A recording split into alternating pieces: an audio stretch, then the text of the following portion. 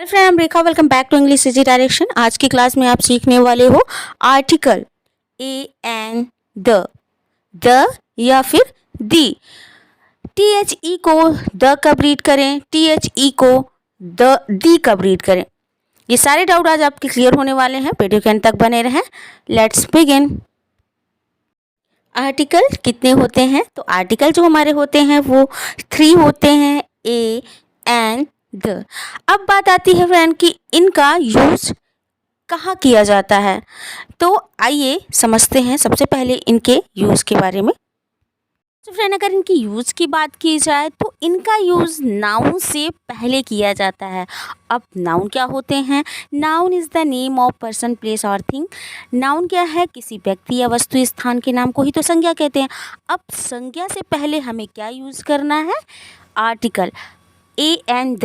अब बात यहाँ पे कंफ्यूजन ये होता है कि इन तीनों में से किसका यूज़ करें।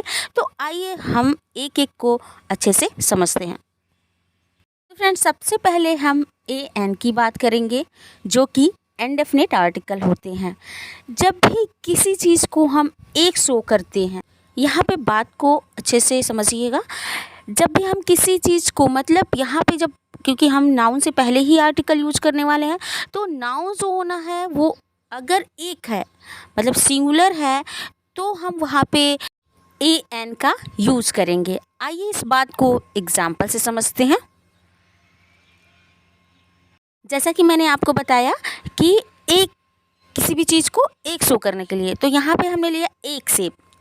एक सेब के लिए हमने लिखा है एन एप्पल। अब यहाँ पे आपका इतना बात क्लियर हुआ कि एक के लिए हमने क्या यूज़ किया, ए एन का। बट अब यहाँ पे बात आती है कि ए कब यूज़ होगा, एन कब यूज़ होगा। हमने तो डायरेक्ट लिख दिया कि एन एप्पल। तो अब यहाँ पे हम समझेंगे कि ए कब यूज़ करना है, एन कब यूज़ करना है। आइए अब बात करते हैं ए एन को सेपरेट करके सीखते हैं कि कब इनका यूज़ करना है, क्योंकि दोनों एक के लिए यूज़ हो रहे हैं, इसलिए कन्फ्यूज़न है। तो सबसे पहले हम एन की बात करते हैं। हमें बचपन से ये सिखाया जाता है कि जब वर्ड का पहला letter A I O you हो तो वहाँ पे हमें एन लगाना है। तो इस बात को कैसे समझें कि ये बात सच है या फिर नहीं। तो अगर ये बात सच है तो यहाँ पे देखिए मैंने लिखा है अ यूनिवर्सिटी। तो यहाँ पे देखिए जो यूनिवर्सिटी का पहला लेटर है वो यू से स्टार्ट है, तो यहाँ पे एन होना चाहिए, बट मैंने पुट किया है ए। तो फ्रेंड, ये बातें गलत साबित हो जाती हैं, क्योंकि हमें लेटर पे नहीं ध्यान देना है, उसके साउंड पे ध्यान देना है। तो आइए अब हम बात करते हैं साउंड की। तो साउंड जो हमारा है, अगर हमारे वर्ड का जो पहला लेटर है, अक्षर, अगर वो स्वर है, मीन्स आ से आहा तक का है, तो वहाँ पे हम पुट करेंगे एन। और अगर हमारा वर्ड का जो पहला लेटर है वो उसका साउंड व्यंजन में आ रहा है, मीन्स क से ज्ञ तक, तो हम वहाँ पे पुट करेंगे ए। तो यहाँ पे देखिए फ्रेंड, जो हमने अ यूनिवर्सिटी लिखा है, इसका मीन्स यहाँ पे इसका साउंड जो है, देखिए यहाँ पे यूनिवर्सिटी य का साउंड आ रहा है, इसलिए मैंने यहाँ पे अ लगाया है, क्योंकि य क्या है, व्यंजन है। अब इस बात को हम और भी एग्जाम्पल से समझते हैं। जब हम एग्जाम्पल की प्रैक्टिस करेंगे तो हमारा डाउट क्लियर हो जाएगा। तो आइए देखते हैं कुछ एग्जाम्पल। जो एग्जाम्पल है कुछ इस तरीके। एप्पल, देखिए जो हमारा पहला लेटर है, अब यहाँ पे आप देखिए वहाँ पे हमने लिखा है ए उसका साउंड आ रहा है, तो इसलिए मैंने हिंदी में लिखा ए। तो क से लेके ज्ञ तक व्यंजन होता है, और अ से लेके आह तक, तो आ से आह तक के बीच में ए भी आता है। तो इसका मतलब है कि ए जो है वो हमारा स्वर साउंड है, मीन्स वॉवेल। तो यहाँ पे आपका पुट हो जाएगा एन। नेक्स्ट ऑरेंज, तो देखिए अ यहाँ पे आया है, तो ये भी आपका क्या है, आपका स्वर साउंड है, तो यहाँ भी एन हो जाएगा। प आपका है व्यंजन साउंड। व्यंजन साउंड के लिए मैंने बोला था आप पुट करोगे ए। और आपका कैट में पहला लेटर हमारा सी है, तो इसका साउंड क आ रहा है, तो यहाँ पे आपका हो जाएगा अ कैट। जो तो नेक्स्ट है वो है ईयर। ईयर में देखिए आपका YEAR, तो यहाँ पे य साउंड आ रहा है। य मीन्स आपका व्यंजन। क से ज्ञ तक का जो आपका अक्षर है, लेटर है, वो है आपका व्यंजन। तो यहाँ पे आपका पुट हो जाएगा ईयर। अब नेक्स्ट है ईयर। यहाँ पे देखिए साउंड हमारा ई आ रहा है। तो यहाँ पे जो हमारा आ से लेके हा तक मैंने बताया है, तो ई जो होता है हमारा स्वर में आता है। स्वर का मीन्स वॉवेल का साउंड दे रहा है, तो यहाँ पे आपका एन हो जाएगा। तो फ्रेंड कि आपको यूज़ ऑफ ए और एन दोनों के बीच का डिफरेंस समझ में आया। अब आइए हम बात करते हैं डेफिनेट आर्टिकल द की बात। फ्रेंड अब आइए हम बात करते हैं कि THE को द कब रीड करना है और THE को दी कब रीड करना है। तो आइए इस कॉन्सेप्ट को समझते हैं। तो फ्रेंड जब भी हम जिस वर्ड से पहले THE का यूज़ कर रहे हैं, उस वर्ड के पहले लेटर को हम समझेंगे कि पहला लेटर जो हमारा है उस वर्ड का, अगर वो साउंड जो है अगर हमारा स्वर का होता है तो हम वहाँ पे THE को दी रीड करेंगे। और अगर जिस वर्ड से पहले हम THE का यूज़ कर रहे हैं वहाँ पे उस वर्ड का पहला लेटर अगर व्यंजन आता है, मीन्स क से ज्ञ तक का स्वर उसका साउंड आता है, तो वहाँ पे आप द रीड करोगे। इस बात को आइए एग्जाम्पल से समझते हैं। यहाँ पे फ्रेंड देखिए मैंने एग्जाम्पल लिया है एप्पल। तो यहाँ पे देखिए जिस वर्ड से मैंने पहले यूज़ किया है, मीन्स एप्पल से पहले जो द यूज़ किया है उसके लिए दी लिखा है, क्योंकि जो हमारा अ लेटर है, जो हमारा वर्ड का पहला लेटर है, वहाँ उसका साउंड ए है।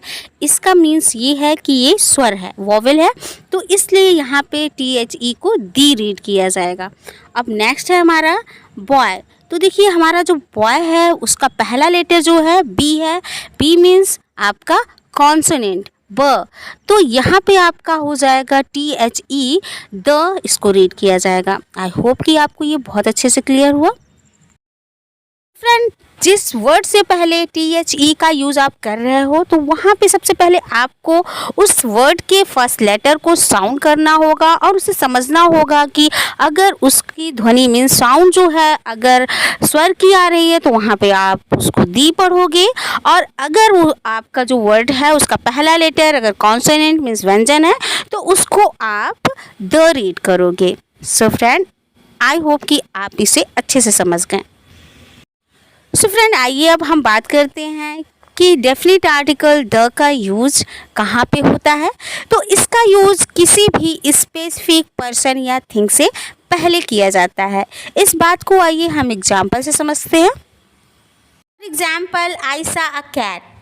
अब इसी बात को मैंने इस तरीके से अगर कहा द कैट वॉज ब्लैक, तो दोनों फ्रेंड सेंटेंस में बहुत बड़ा डिफरेंट है।